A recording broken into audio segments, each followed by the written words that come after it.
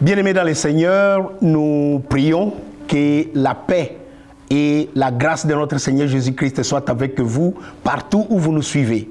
Nous voici arrivés à la fin de l'année 2022 et nous sommes également au seuil de l'année 2023. J'en profite, bien-aimés, pour faire non seulement le bilan, mais aussi nous projeter dans l'année qui vient.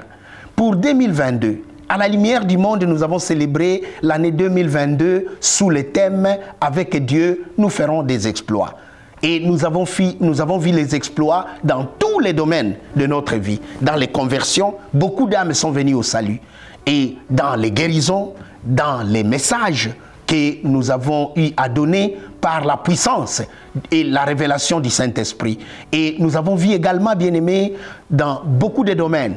Même dans le domaine des finances, nous voulons ici reconnaître tous les donateurs qui ont été touchés pour nous soutenir dans ce que nous sommes en train de faire pour la gloire de Dieu, afin que le royaume des cieux puisse atteindre jusqu'aux extrémités de la terre. Nous ne pouvons pas compter tous les exploits de Dieu au milieu de nous. Nous ne pouvons pas. Juste le fait que nous soyons aujourd'hui en vie, c'est une très très grande chose. C'est un exploit. C'est un surnaturel et nous voulons, bien-aimés, que Dieu continue à faire la même chose. C'est pourquoi nous voulons nous tourner, bien-aimés, vers l'année qui vient, 2023. Nous savons que 2023 aura énormément de défis. Regardez seulement la précarité autour de vous.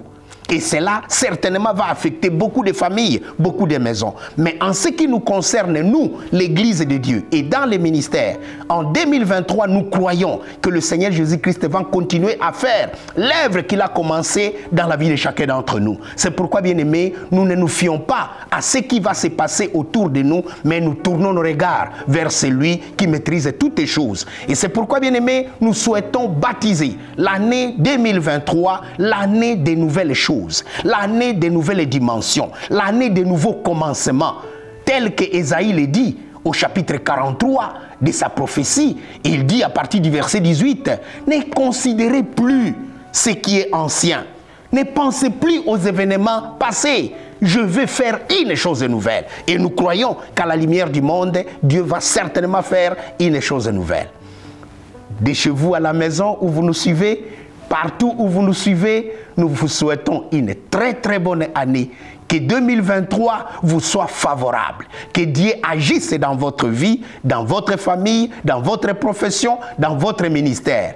Que la paix et la grâce de notre Dieu vous accompagnent tout au long de cette année que nous accueillons. 2023, c'est une année de beaucoup de bonheur. Bonne année, que Dieu vous bénisse et que la gloire de Dieu se manifeste davantage au milieu de nous. Bonne année. Amen.